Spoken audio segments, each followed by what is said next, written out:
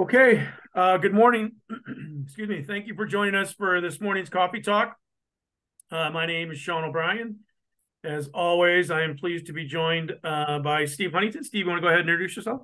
Yeah, thanks again, everybody, for joining us on this fall Friday morning. And my name is Steve Huntington. I'm the Director of Analytics here at Quick Rate and Quick Analytics. I've spent my entire career working with community financial institutions and everything from strategic planning and advisory to M&A and capital planning and model design and maintenance. And I've been working with Sean at Quick Rate here for over a decade now. Sean? Thank you, Steve. And Steve and I are pleased to welcome back our dear friend Paul Allen from Saltmarsh. Good morning, Thank you, Paul. Sean. You want to go ahead and introduce yourself? Well, thank you, Sean and Steve. Pleasure to join you and talk a little bit more about CECL and the implementation. I'm a shareholder with Saltmarsh Cleveland and Gunn. I work out of our Orlando office, and I have the distinct pleasure of being able to spend 100% of my time working with financial institutions. So thanks for inviting me, and looking forward to the conversation. Well, thanks for joining us again, Paul. Just a reminder, we will send out a link to today's recording. We will send with that a copy of the slides we used and the responses to the polling questions that we will start with here in just a second. I know for most of you who've been on previous calls, reminder, you can submit questions through the Q&A box or through the chat feature, and we will monitor those throughout the presentation, take them either in the midst of the presentation or certainly at the end of today's discussion. As I mentioned, the last 3 or 4 months we've been, maybe it's even longer than that, most of the year we've been doing polling questions. So we're going to ask if you indulge us again this morning. We've got a few more than we normally have, but we'll move through them pretty quickly. Some of them are repetitive of what we asked before, just trying to see if there's any change in all of your thinking. So without further ado, I'm going to launch the first question, which again, what concerns you most over the next 12 months? Liquidity, credit quality, AOCI adjustment, or loan demand?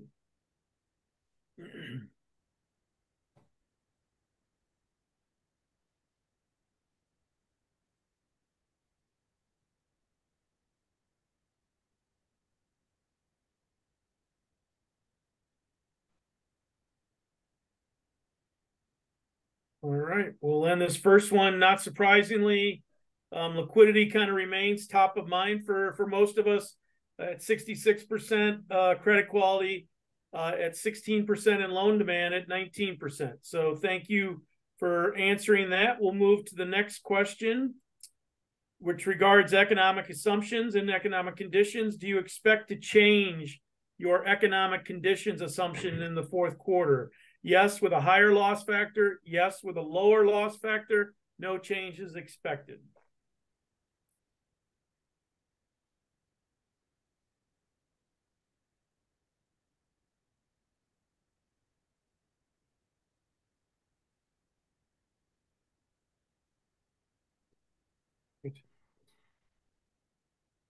We'll end this one and share the results. There you can see 49% no changes, 46% said yes with a higher loss factor, and 5% yes with a lower loss factor. So thank you again.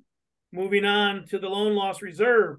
Will you be increasing your loan loss reserve this quarter? A simple yes or no here on this one.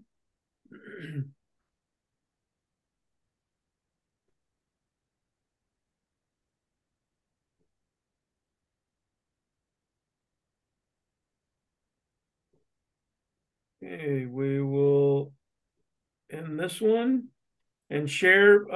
59% of you said yes, 41% no. So thank you again. I don't think that's much change from the previous month. Unallocated. Whoops. Let me see. I got to stop sharing. There we go. Are your actual loan loss reserves higher than the required level, quote unquote, unallocated reserves? Yes, but only slightly, less than 10%. Yes, unallocated between 10 and 15%. Yes, unallocated over 20%. No.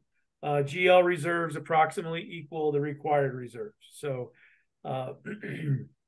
we'll this one. Sean, this is anonymous, right? So this is anonymous. Everything is anonymous. Not going to the auditors or the examiners. Not going to anybody. Okay. All anonymous. Even anonymous to me. Okay, we'll end this one. We'll share those results. 53% of you no difference. 33% slightly, or only yes, but only slightly. 13% between 10 and 15, and only 3% over 20% of the required. So again, we'll touch on this as one of our topics today, but thank you for responding. Next up are deposit outflows. So we can kind of get a sense here. Are your deposit outflows slowing or decreasing during the past quarter? Knowing that liquidity is top of mind, I'll be interested to see the responses here.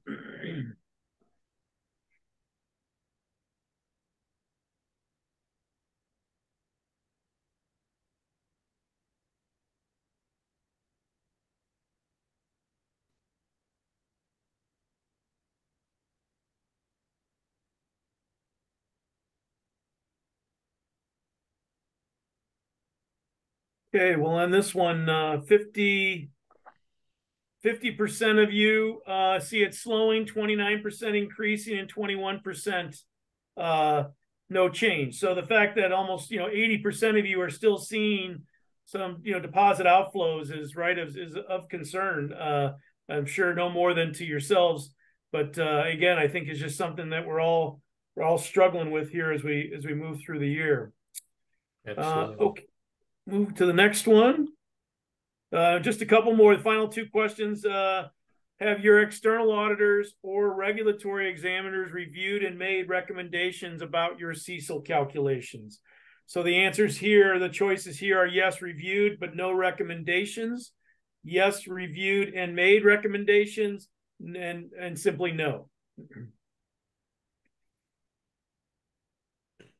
And as I mentioned, we will include the results to the survey questions with our email with the link to the recording, which will likely go out Monday afternoon or early Tuesday morning, depending how quickly we can turn everything around.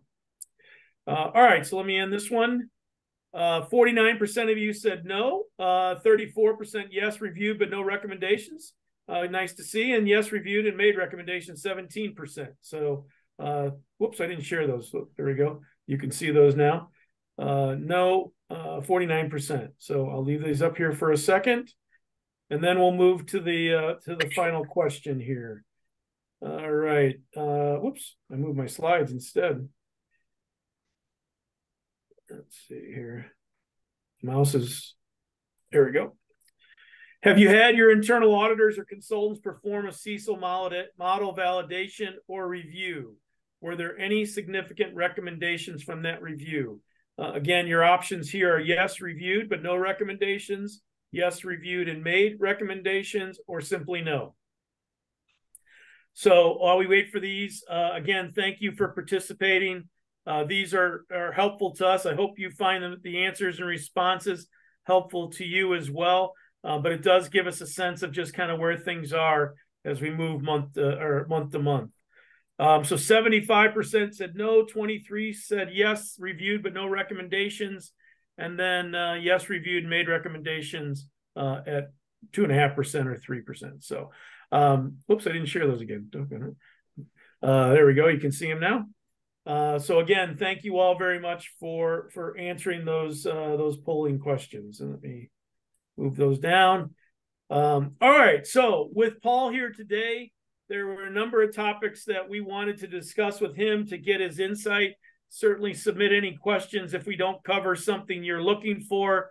But without further ado, we're going to kind of jump into this. And, one of the topics that as we move towards the end of the year and into the first quarter of next year, we wanted Paul to again share his thoughts is just around the whole model validation questions that come up, and talk about kind of the bifurcated process for you. So Paul, if you wouldn't mind sharing just some of the issues or concerns or things that you see as you talk to credit unions about model validation. Sure. So there's just a general interest in and question about, now that we have this new model we're using in the bank, do we need to do something about model validation? And that's a topic that we have to apply to all the models we use within the institution, our interest rate risk model, liquidity, and so forth. And so we get quite a few questions about that.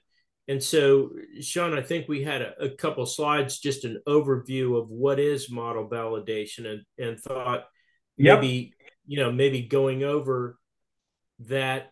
And this is just a presentation, if you will, so that you have a mental or a visual picture. But if you consider the middle of that chart, the model, and this would be again true of any model, there's the actual model itself, the processing within it. And that processing, the vendor can certainly show you during due diligence why the vendor, has a good model to use, has a good approach, and what the reporting structure is and so forth. But that model only can run for your institution with the proper data. So on the left side, you see that there's data input. So the institution has to provide its GL, its loan trial balance, or its call report, whatever the basic information. And part of model validation is that concept of garbage in, garbage out. Is your data going in, and is it mapped correctly?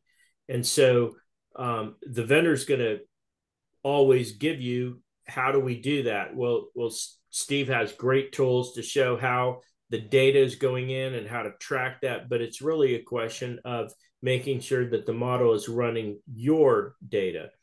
And every model has about 50% actual data in it and about 50% estimates or assumptions. And so the top of that chart just reminds us that the model can only run based with putting assumptions in it. And we have to make sure that those assumptions are the assumptions applicable to your institution and that they're reasonable to your risk profile.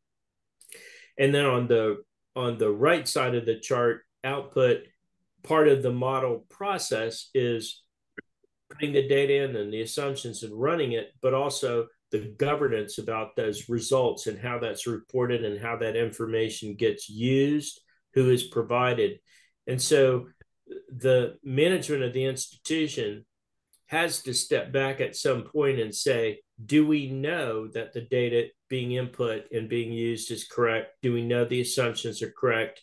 And can we show and document that when those results are provided, they're going to the right corporate governance? And so when we talk about model validation, certainly we can ask CECLSolver, in this case, the vendor, can you show me that every time we put 2 + 2 in this model, it always equals 4? Is the processing correct? Not unlike, by the way, Sean, what we ask our core processors to do, right? We ask them to give us a SOC report or something that says, hey, the actual processing has integrity to it. But management also has to make sure that there's a periodic independent view about data input, assumptions are being used correctly, and output. And so typically with a model, we do some form of validation when you use a new model periodically to make sure that nothing's changed, or when major assumptions change or the environment changes. So with most institutions implementing CECL as a new model this year, there's probably an expectation that at some point, once you get your legs underneath you and the process is working and you got the initial bugs worked out and so forth, there should be someone doing an independent model validation. And independent is important because it can't be the person running the model.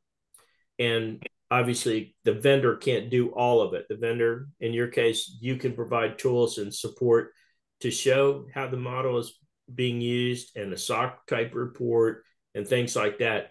but there has to be also an element of working on these other factors around the model. So it's not a new concept, Sean. It's just that this is a new use of a model.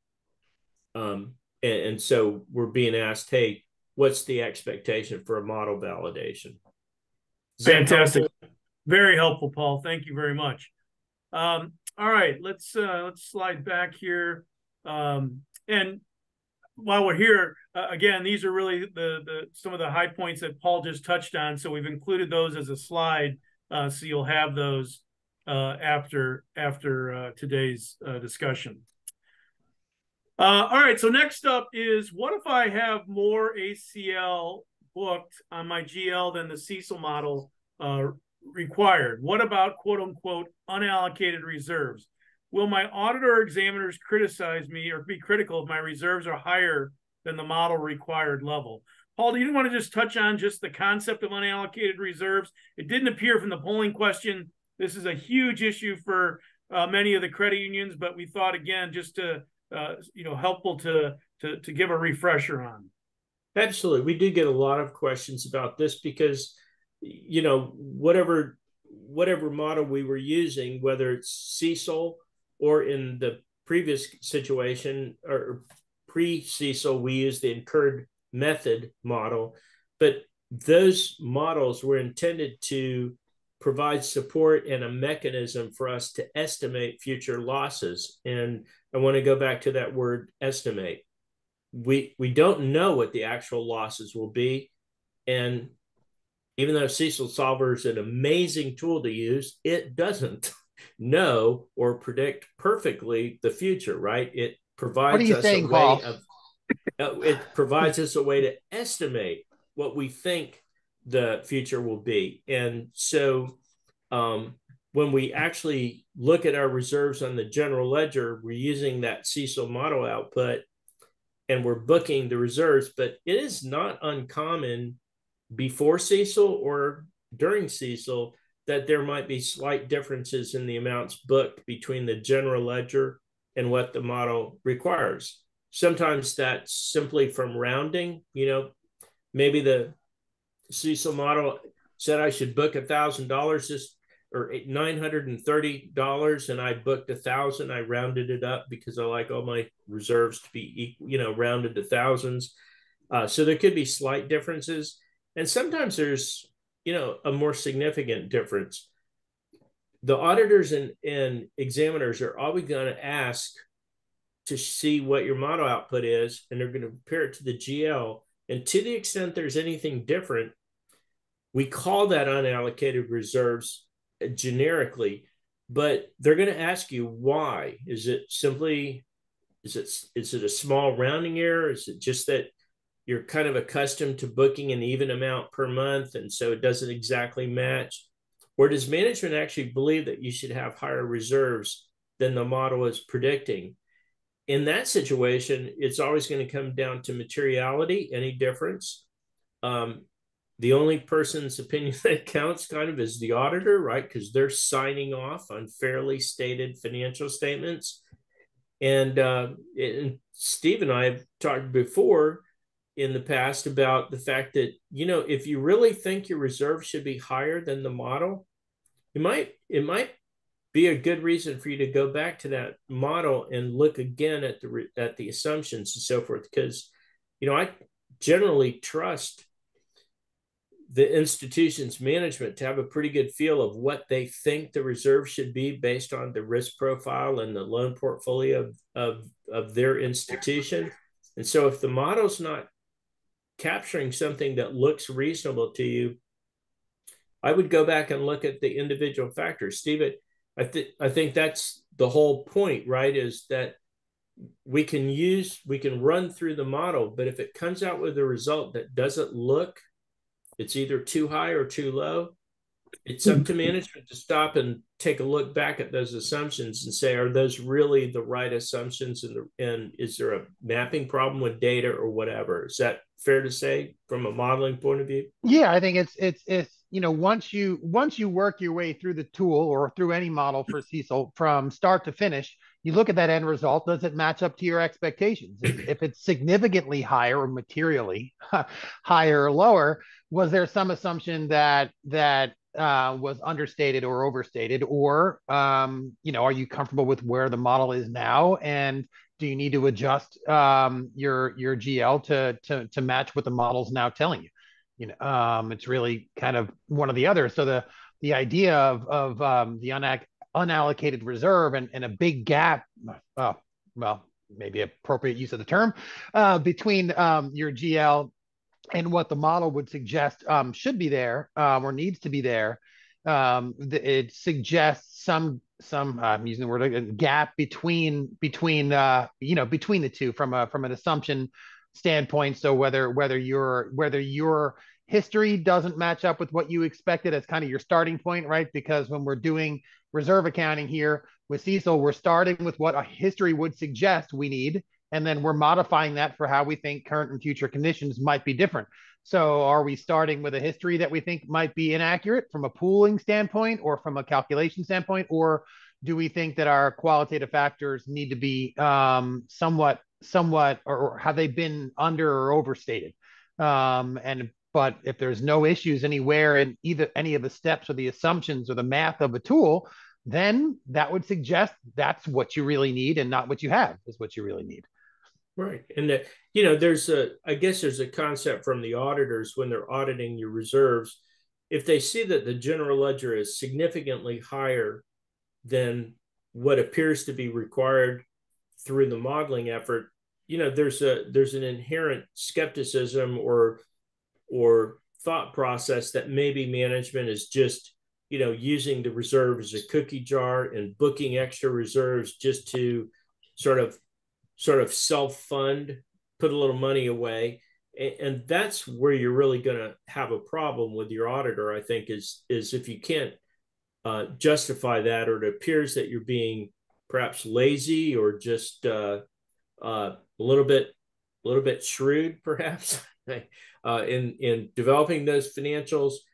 That's the problem with reserves being higher than the model, is that there's an inherent worry or skepticism that maybe you're not taking this seriously, and you're not actually trying to present your financials in a fair way. You're trying to create a little cookie jar over here. That's the issue. Now, we say auditors or examiners, it's rare for examiners to ever have a problem with unallocated or more reserves than required, right? There's generally examiners are, the more the better.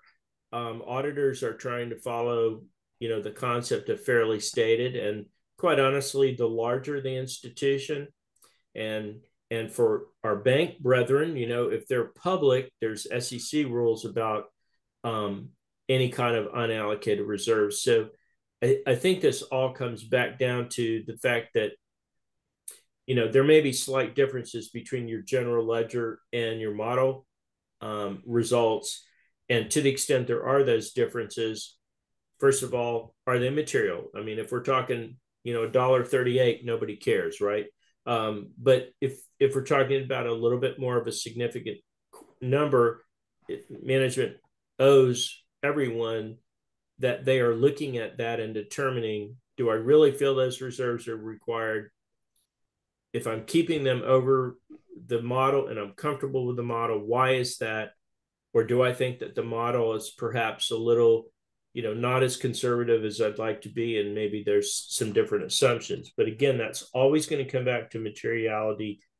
And I don't think anyone expects that, the model results are to the penny, have to match the GL. It's again, there might be slight differences in the jargon. We're calling those unallocated reserves. Does that make sense, Sean? Absolutely. That's fantastic. Absolutely, Paul. And by the same token, going to that, I was just going to say, going to that next comment, the accounting pronouncement requires us to book a reserve on unfunded loan commitments. And I think the whole industry probably kind of responded collectively that I've never lost money on a unfunded loan commitment. Why are you asking me to do that? Right. the concept, though, the requirement under the standard is that even when you have a loan commitment, there's some credit risk within that loan commitment. And so, Steve will have some national statistics about where those reserves are, but we get asked a lot, well, what's normal? And there's within the CECLSolver and within other models, and the approach that many institutions take is looking at unfunded loan commitments, estimating, what was that word again? Estimating how many of those will actually ever get funded. And then based on those expected funded, the loan commitments that will actually get funded, should I set up some kind of reserve? But again, depends on materiality, size, your balance sheet.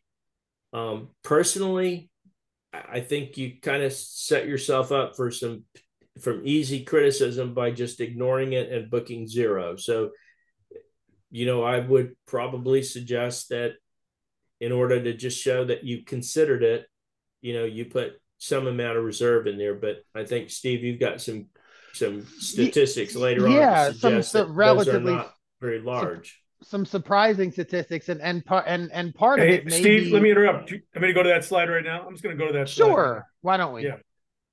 So and we see these numbers are somewhat surprising for me. I'll just go through them and then we'll discuss a combination of things I think may be happening here.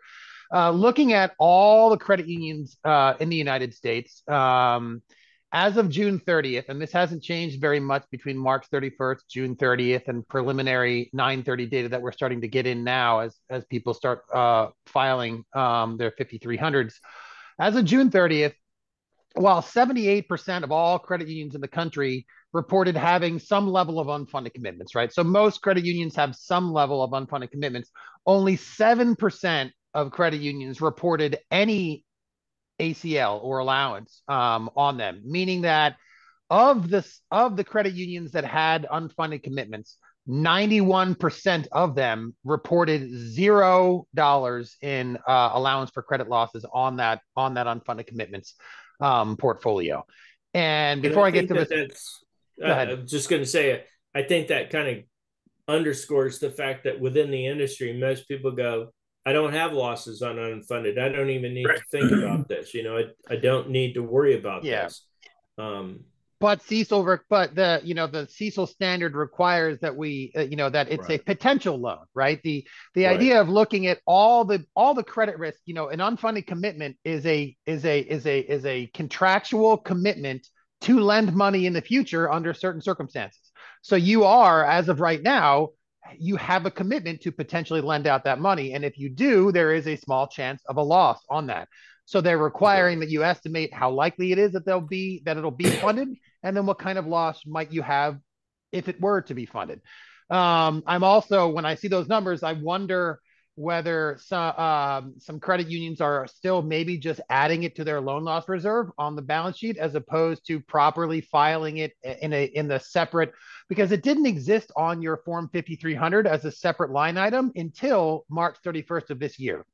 So if you believe that you have an ACL on your unfunded commitments, make sure that you're actually filing it on the new line item on the call reports that's in the other liabilities section of your balance sheet, that there's a new line item for unfunded commitment ACL, and you're not just adding it to your loan loss reserve on the asset side of your balance sheet on the call reports. I'm just guessing that there's some of that maybe going on as well. As far as the held maturity securities, this is less surprising. About 35% of credit unions reported having some level of held maturity securities, but only 1% reported any sort of ACL for that portfolio, meaning that 98% of the credit unions in the country that have held maturity securities are still reporting zero ACL balance on them, which again is much less surprising because of the nature of the vast majority of held maturity securities in credit unions are government guaranteed type securities that have, while they might have some interest rate risk, do not have effectively any credit risk. And so we expected to see those numbers being pretty low, maybe not that low, but pretty low. For reference, to compare the ACL on unfunded and on securities, the regular loan loss reserve, right? The ACL on your loan portfolios was a median of 72 basis points in June 30th, with a 25th and 75th percentiles of 44 basis points to 1.17%. So we saw a slight increase in reserves on the loan portfolio as a result of CECL. But as far as the unfunded commitments and held to maturity securities, which are completely new pieces for our reserve accounting, we're not seeing much. I don't know if you want to call it adoption or focus or attention, at least on the call from the call report filings. Not surprising on the securities front, a little bit more surprising on the unfunded commitments part. Great, Steve. We did have a question come in, I think related to how we present the unfunded in our tool. The question is the difference between the unconditionally cancelable, versus conditionally. Yeah. So that's the one thing that it does say, although the literature from FASB and from the NCUA had been, with regard to CECL, is relatively light on the unfunded commitments part, as far as a significant help in how it's best to do these calculations. But one thing they were very clear and firm on was that any of these unfunded commitments that are what they call unconditionally cancelable. Now, Paul can shed some light from an accounting standpoint, but there is no one definition of unconditionally cancelable. There is a regulatory definition, which is a little bit softer from a regulatory capital standpoint, and then there is an accounting definition, which I understand is a little bit more hard line approach to whether it's unconditionally cancelable. An example of unconditionally cancelable in all situations is unused credit card lines, right? All credit card portfolios, the contracts written for a credit card line, are that at any given point in time, the institution doesn't have to jump through a bunch of legal and regulatory hoops to freeze that credit line, to remove the available unfunded commitment. Whereas on most other unfunded commitments outside of credit card lines and overdraft protection lines are also typically considered to be unconditionally cancelable because of the way the contracts are written for overdrafts, that they can be kind of revoked or removed at the discretion of the institution whenever they feel like it. So that's how I see the definition of that. And so if you have a large amount of unused credit card lines, you can back those out almost always. Same thing with overdraft protections, but most commercial commitments and most home equity lines of credit and that kind of stuff are not don't meet that threshold of unconditionally cancelable. Therefore, they can't be backed out and sort of ignored from a CECL standpoint. Paul? The definition to break unfunded commitments between cancelable or unconditionally cancelable really speaks to what's the document of the actual commitment. And unfortunately, in the financial institution industry, it's been unusual to have language in that commitment that says, hey, at any time, for any reason, we can just stop this commitment. I think from a sales point of view, that's a little bit difficult to give to customers, because it's basically a piece of paper that says, I might fund your loan or I might not. So so usually the language of the commitment itself is not unconditionally cancelable, and therefore it meets the criteria that requires it to be considered. Like Steve mentioned, there's a few commitments that do meet the standard, because the document, the account information and the commitment information basically says the institution can choose to stop this at any time for any reason.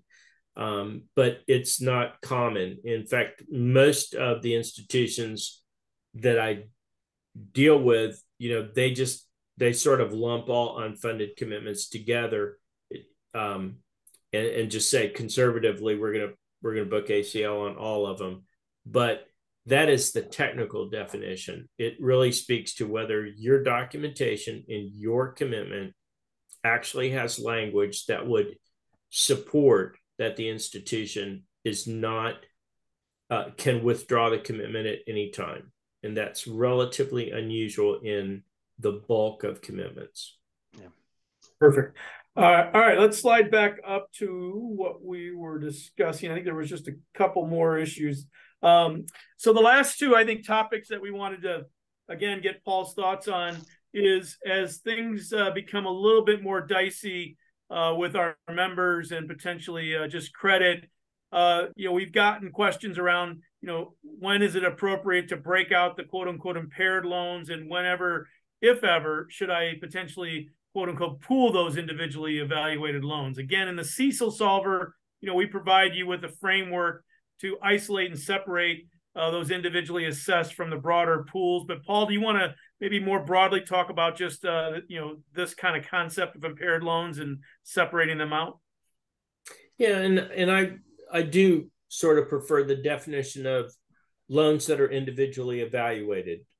We used to always call those impaired because we said they're impaired because we don't expect the borrower to pay principal and interest. But really, it's any individual credit that you feel like does not match up in the risk profile of that pool. So if we're talking about motel loans, for example, but you've got one motel loan that has different risk parameters and you want to evaluate that individually. So those are the ones that we're talking about. We'll loosely call those impaired loans. But because we're starting to see a little bit more of that, Sean, I mean, we're maybe a little bit of those credit risk environmental issues are causing us, then all of a sudden, instead of having one or two, we're starting to see institutions have, maybe 5 or 6 of them. And then the question becomes, well, should I put all of those loans into one pool or line item and evaluate them as a pool? And that would only be appropriate under GAAP if those loans individually actually had the same risk profile. So you can imagine if I pulled an auto loan out and a commercial real estate loan out, they might both meet the criteria that we want to individually evaluate them, but they would be very different loans. The economic loss factors would be very different on those.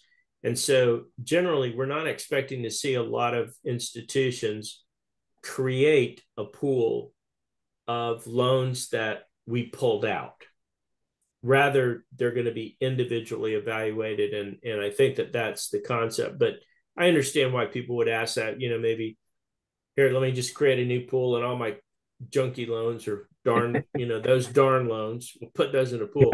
I just warn you that the only time we pool loans is really when the loans are similar enough to evaluate risk collectively. So I don't know about what you're hearing, Sean or Steve, but I understand why the question comes up, but I would think it would be relatively rare that you would actually pool individually evaluated or impaired loans into one lump group.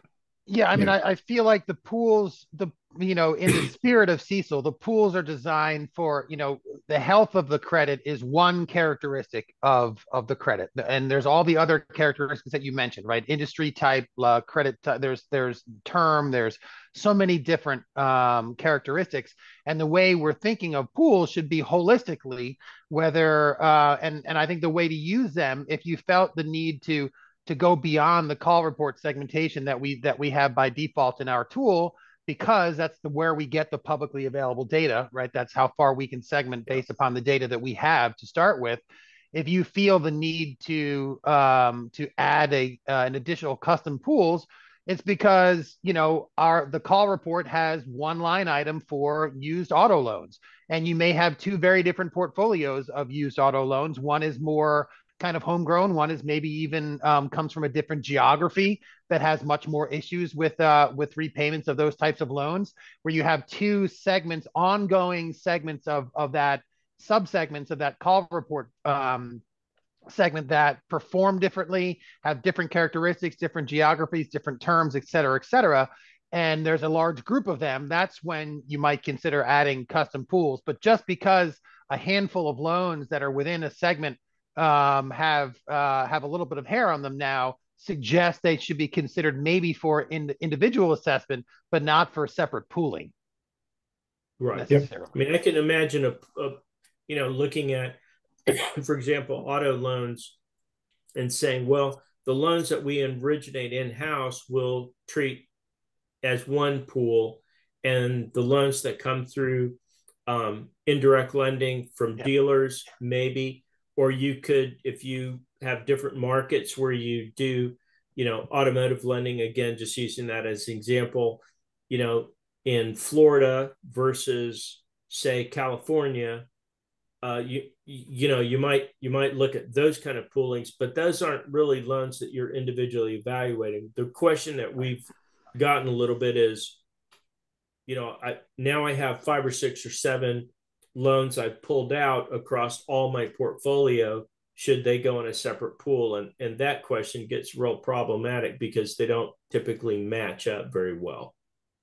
Yeah, that's great. And again, just a reminder, in CECLSolver, we do have that tab for you to individually evaluate any of those loans that again might have some repayment issues. I mean, an individual assessment is really just, if you read the CECL standard, it's just simply a pool of one. I mean, if you want to think of it that way, right? Exactly right? It's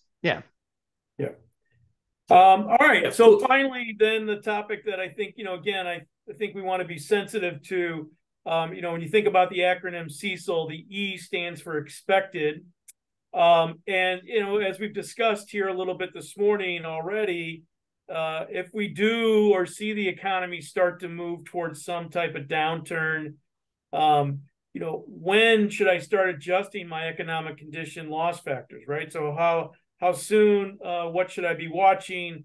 How should I be documenting that? So Paul, maybe just, again, share any best practices on how credit unions might be able to, document or adjust or just make changes to that economic Q factor or any forward-looking factor. Yeah, if someone said, when should I start changing my economic conditions? I'd say, well, you were supposed to do that already. That was yesterday, So, if I think about just the business headlines that I've seen in the last couple of days, there's no shortage of discussion about what the Fed will do. The fact that the Fed is a little bit concerned that maybe they can't reduce rates right now because the employment data is stronger than we expect. Some of the consumer confidence metrics are stronger than we expect. And yet all of us know that, there are some significant economic conditions that are developing even during this call, I think, probably. So the effect in the Middle East of oil supply, housing continues to be a significant issue of when housing prices, if we're in a bubble, when they'll change. In the country, there are estimates of about $700 billion worth of commercial loans that will reprice or mature in the next year, and they will be repricing or maturing at significantly higher loan borrowing rates than they currently have. So we need to be thinking about our customers that have commercial projects. Will they be able to pass additional interest expense costs to those customers? Will it create credit risk as loans are repriced to market that have been in the 3s and 4s and now will be in the 5, 6, 7, 8s? What does that do? There's some significant discussion about the appropriateness of the cap rates on commercial real estate projects. So I think at this point, Sean, management needs to be revisiting the economic condition factors with respect to their individual portfolios. Obviously, that's going to be a different thought process on, for example, an automotive or a retail credit portfolio compared to a commercial real estate portfolio. That's going to be a different thought. But the whole process, every quarter or monthly, if you revisit your CECL more frequently, I think we should already be thinking about that the economic conditions are changing. So everything we know today should influence what that loss factor is. For example, I would hate to wait till 12/31 to be running my 12/31 model and trying to figure out what the economic conditions were, because they probably changed a lot from 9/30 already, and we should have already been thinking about that process. And so I think this is a very dynamic set of assumptions, and I think that it deserves some attention almost on a continual basis. I mean, I realize we're not running the assumption or the model every day, but I think that there should be a robust discussion in management about what we're expecting that loss assumption to be, and being proactive rather than reactive to those. Sean, I know that's a high standard to ask management to be thinking about. But I think the key point is, and again, one of the fundamental changes from the incurred to CECL was being proactive versus being reactive, right? Yeah. So I think that at a minimum is the best advice we can provide to everyone today. So again, these are the topics that Paul discussed in that earlier example. So again, these are here just as kind of placeholders and reminders to be thinking about if you're asked about any model validation. The same way for any really any internal controls with a tool or solution such as this or process like CECL. Here again are just some points to consider. Paul, anything you want to add on this page before we move on? No, I did. You did make a good point, and that is that we're increasingly using models throughout the institution. So we use our anti-money laundering alerts to cases model. We use the interest rate risk model, the liquidity model. This set of internal controls should be considered by management anytime we put a model in place, and then periodically to make sure that there is an internal control environment around that model to make sure that the results are okay. On that previous slide, Sean, I'll just point out that those each one of those the previous one of that, sorry, this one, those are the foundation stones of a model validation. So those three aspects, and then the corporate governance or oversight, are the results getting to the appropriate people, and is there appropriate action taken? The vendor, in this case, CECLSolver, Steve in particular, can help the institution with the model process integrity. In other words, you have already presented a lot of information, and there's a lot of reporting to allow the management team to see how the process works and where the inputs are and so forth. But management still needs to have a process for making sure that data integrity and the assumptions are in there. And unfortunately, that has to be done by someone who is competent to know what they're looking at, but not involved in the process. So typically, that independence, it often has to be outsourced, because the only people in the institution that could actually do that and test that mapping and take a look at it are not independent with respect to the process. So that's why we often see model validations being outsourced to someone else, because the vendor can do part of it, but not all of it, because they're not independent, they're involved. And the only other people in the institution that could actually understand and look at that are involved in the process itself. So model validation does not have to be done all the time, but it should be done when a new model is in place, when there's any major changes to the model, or when you go to a new model. Periodically you're going to have to do that. So I think everyone will start to get questions from their examiners and auditors: have you validated the model? Doesn't have to be done today, but needs to be planned for. Yep. Perfect. Thank you. All right, so let's move through those again. Steve touched on the information, so we'll kind of continue to monitor these and share these in future coffee talks. Just a reminder on some of the enhancements and updates that we've made. Again, further reminder that these were all optional improvements. So again, you're not required to be, utilized in performing your analysis. It's really been taken from feedback from our users, things that some of our users would like to see or suggested we consider to potentially improve the tool. So we've tried to do that on an ongoing basis. We will continue to do that on an ongoing basis, but I always want to emphasize anything we do to tweak it, doesn't change your process unless you want it to change your process. Steve, I don't know if you want to touch on any of this information we've covered in previous ones. Yeah, but if you, just the one of the more recent enhancements we've made the tool is giving users kind of the ultimate flexibility as far as look back periods are concerned.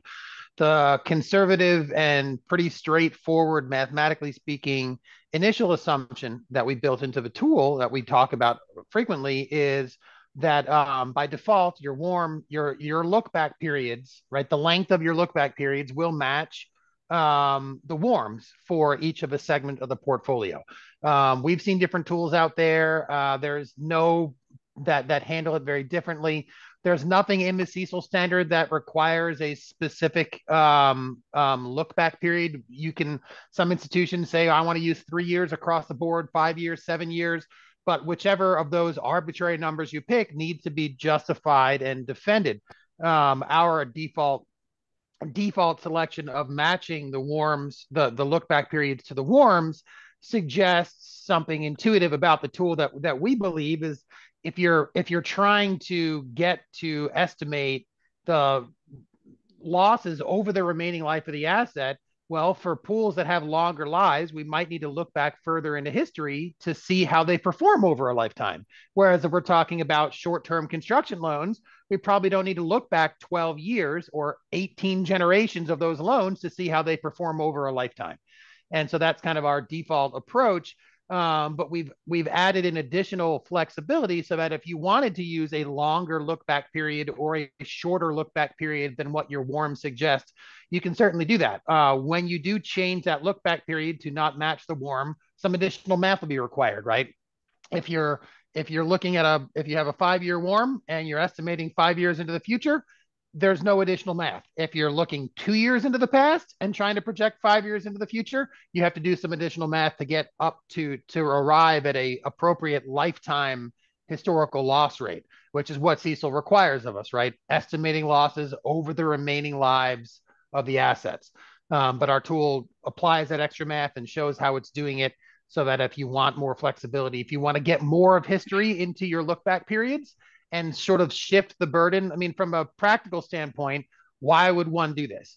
If your historical loss rates are pretty much zero across the board because we've had a healthy environment for a long time and your entire reserve is coming from Q factors and you're feeling a little bit of stress there, justifying all of your reserve through Q factors, maybe you want to change your look back period to include part of the last downturn.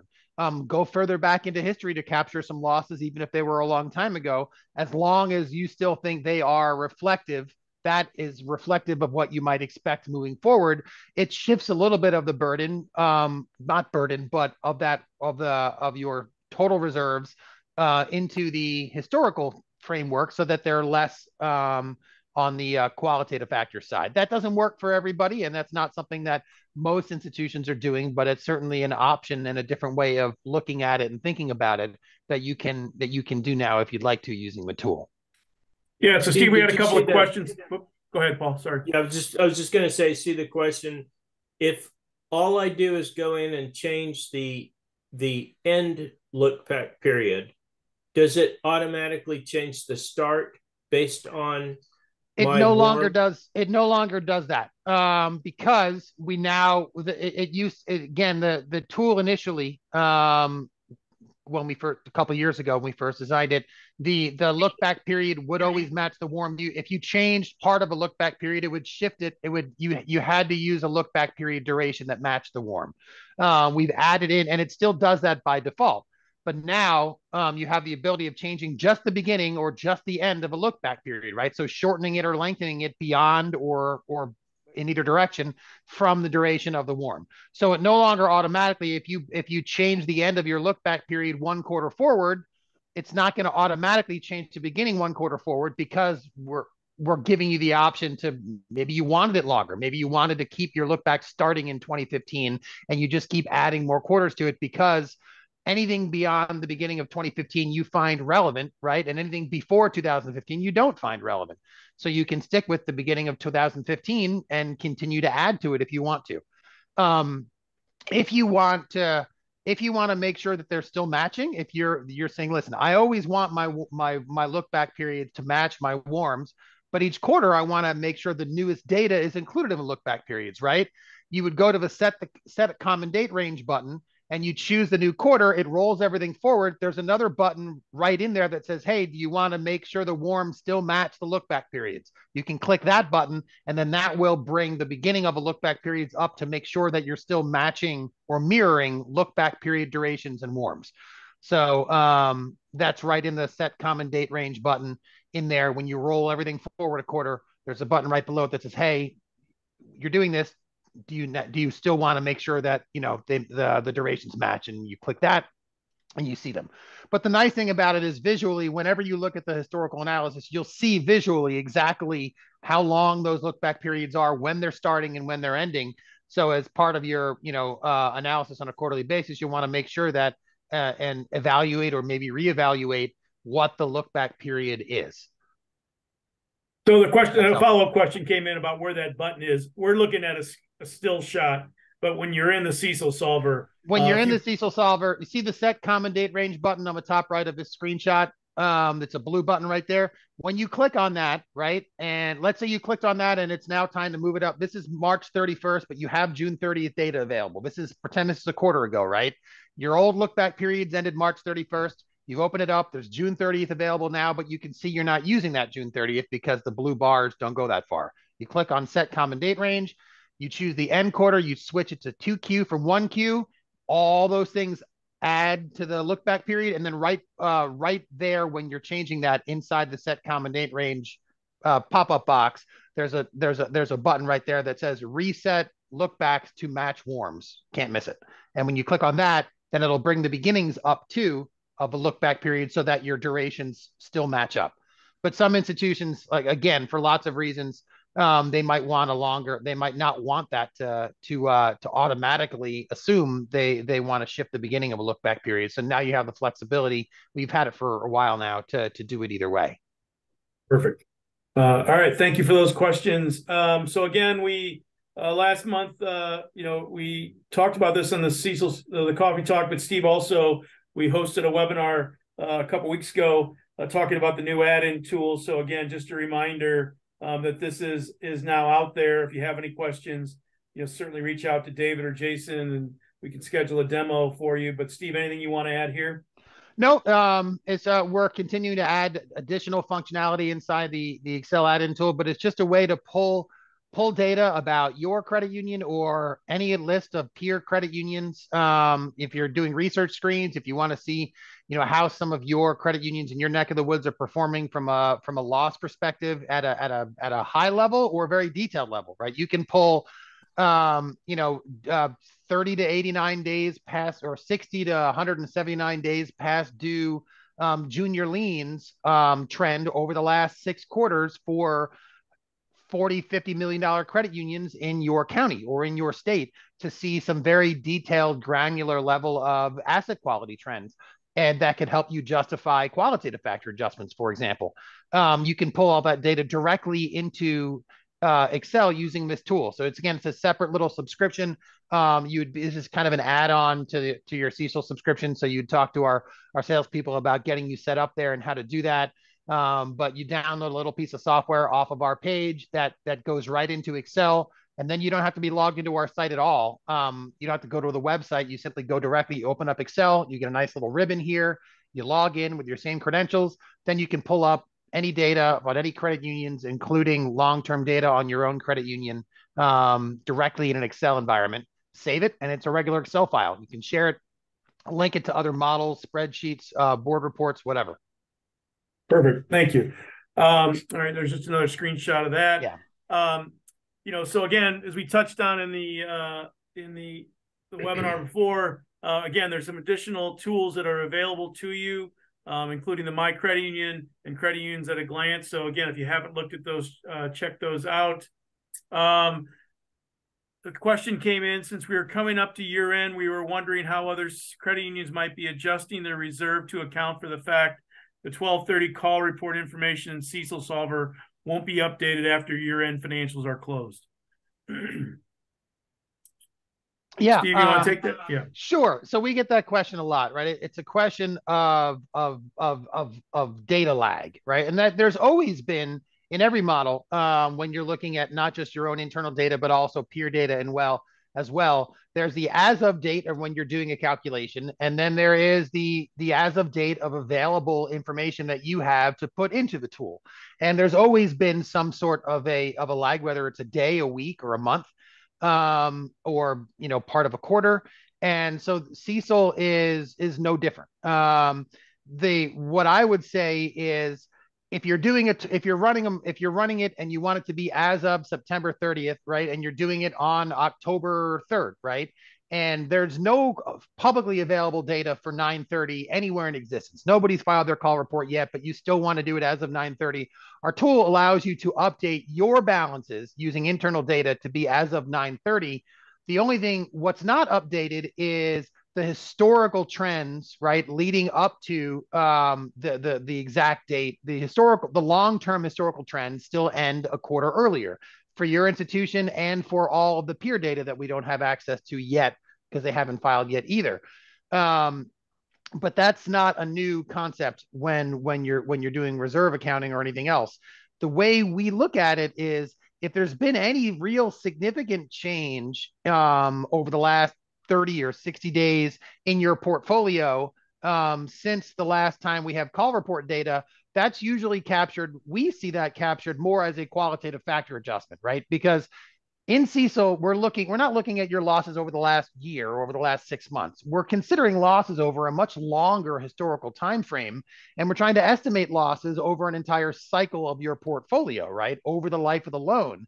So the longer you're considering historical data, the less important any individual period becomes. So it's actually kind of even less of a deal under CECL, since you're considering 5 years of 20 quarters of data historically, that you don't have the last 30 to 60 days in there in the historical time frame. But whether the last 30 or 60 days has been significantly different in any way than your long-term historical trends. And if it has, that is a current conditions qualitative factor adjustment. Because the definition of a Q factor is, how are current and future conditions different from my long-term historical trends? And so we would suggest that if anything significant has changed since that last filed call report, then that's out of the ordinary for your long-term trends. You can handle it by either tweaking the historical, or by having a current conditions adjustment as a qualitative factor. Paul, what are your thoughts on that? I think in the entirety of my career, when we're booking the 12/31 information, we don't often have all the updated economic data for any assumption that we have, or budgeting or anything else. So we're always using some time lag. So I think that it is absolutely normal that you would take your 12/31 balances that you actually know, and you would use 9/30 conditions and data from peer data and so forth, and you would say, based on the 9/30 information or the most recent information I have applied to my current balances, this is my loss reserve for 12/31.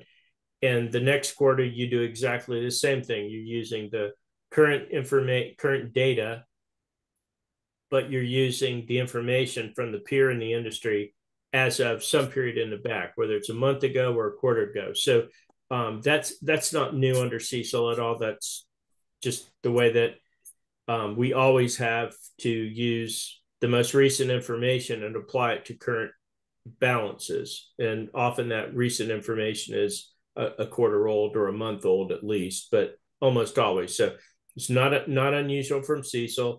So all models will take, if you want to calculate your 12/31 reserve, you're expected to use your 12/31 loan portfolio balances, and then you apply the peer data and historical as of the most recent date available. And often that's not 12/31. Great.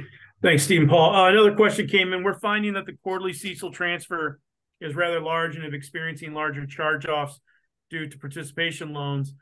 This made a big impact to our net worth ratio. It would have been better to make smaller transfers monthly. Is there any provision for monthly transfers? So again, you can adjust, you can make those entries, yourself. Within the tool, you can update the balance that we do show quarterly. So that's an overridable field. So effectively, you could run the analysis monthly and account for your provision. Paul, anything you'd add there?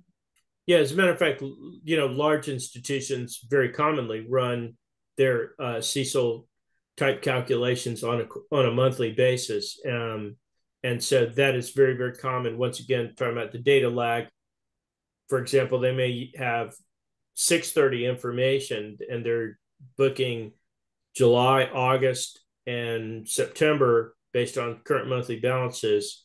So that would be absolutely normal. So yes, you can run that every quarter, every month if you'd like. I suppose theoretically you could run it every week, couldn't you? You just get your loan draw balance out there and plug it in there. But larger institutions, large public banks, for example, typically run those pretty frequently, not just quarterly.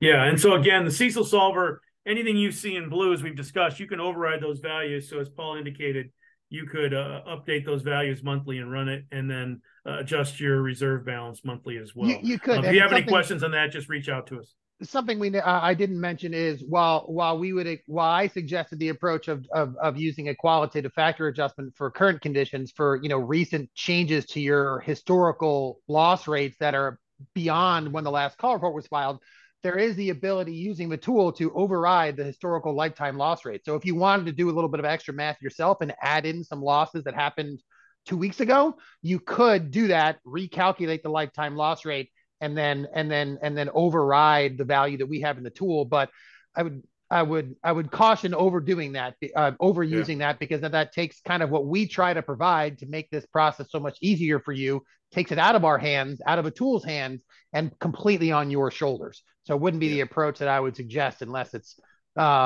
significant. And I would, with that question, I'd be interested to see the specific question about the CECL transfer being large and having an impact of a net worth ratio there. I'm wondering if they took the opportunity to make the transitional period, the one-time adjustment that we made at the end of last year when we first started with CECL, provides for a 3-year phase-in of net worth ratio calculation adjustments for the one-time transition. So I don't know if that was taken advantage of by whoever posted the question, but if you'd like to talk about that further, we'd be happy to look into it and discuss it with you. Then I think this question's asking, do we know any vendors on model validations for credit unions over or credit unions of 100 million? I would say, again, any CPA firm, Paul, any consultants or anything, what would you say there? Yeah, I would say for $100 million credit union, a model validation, certainly if it depends on whether you're doing it manually or using a model such as CECLSolver. But if you're using something like CECLSolver, that's probably 3 days to a week type of work to be done. And so, it's not a difficult thing. And once again, for 100 million, once you do it the first time and you don't have any significant changes, you could probably do it every 2 or 3 years. You don't have to do it every single year, but you do have to have it done now that you've implemented a new model. And again, I would check with my audit or consulting firm that provides internal audit or compliance reviews would probably be able to do that kind of process. We do a number of them. So I think that most firms that you'd have available doing internal audit or compliance or external audit, you could probably talk to about that, and they would give you some details. So, and then just a reminder, if you do have somebody independent of the function, that's potentially where you could incorporate our CECL or Excel tool and maybe get you to where you need to be as well. All right, so I know we're coming up, we're on the hour, so any additional questions, go ahead and submit those now. We're gonna kind of combine December and November with the holidays, do one more coffee talk here in December, the first week of December. We've asked David Ruffin from our IntelliCredit division to join us.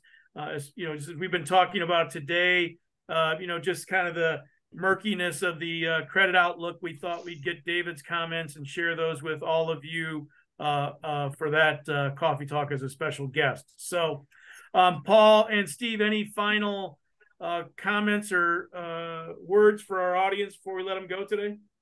No, I appreciate the attendance, the great attendance we have every month. We don't take that for granted, and we hope that you're still getting a lot of value out of our little chats. Maybe we can turn them into from coffee talks to fireside chats as we go through the autumn here into winter. There we go. Except for Paul, he's in Florida. He's got beautiful weather. That's right. Sean, the only comment I'd have is you know, God bless and good luck to all of the CFOs out there, because I think it's going to be a pretty challenging year as we move through the rest of the fourth quarter and 2024. We certainly have a lot of elephants that we need to have sit down and settle down a little bit so that we can have a little bit more calm in the results and the net interest margin and so forth. So credit risk is certainly bubbling up. So got to pay attention. Yep, Q factors be warned.